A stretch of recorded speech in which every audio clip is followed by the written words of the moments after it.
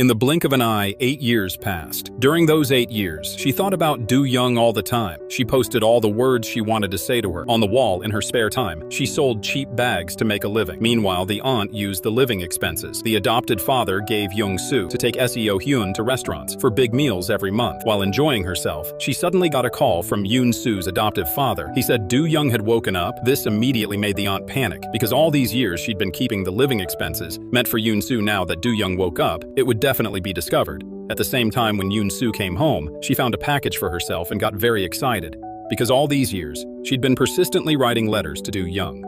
But when she opened it, her face was full of disappointment.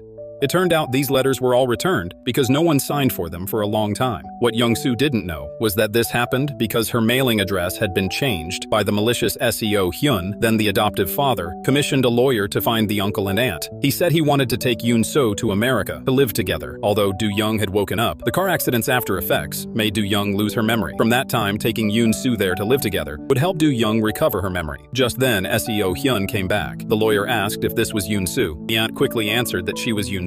It turned out that hearing Do-young had amnesia, the aunt immediately had evil thoughts. She decided to let Seo-hyun replace Yoon-soo and go to America to live a carefree life. Seo-hyun was already jealous of Yoon-soo, so she decisively decided to replace Yoon-soo and go to America when Yoon-soo came home that night. Seo-hyun immediately asked her indirectly about the details of living with Do-young. Yoon-soo didn't have much guard up and told Seo-hyun everything without hesitation. Soon after, Seo-hyun successfully boarded the plane to America. On the way, she kept looking at what Yoon-soo had said, afraid of making any mistakes. Meanwhile, Yoon-soo was still waiting for Do-young's return. Another 8 years passed. During this time, Yoon-soo became obsessed with bags. She even opened a shop selling bags on the street. To understand international trends, she often went to the airport to photograph various designer bags people carried one day. She saw a perfect backpack, so she boldly went up to ask if she could borrow it to take a few photos. The man had never received such a request before. Although a bit impatient, he still agreed to let Yoon-soo photograph the bag. For 10 seconds after Yoon-soo took the bag,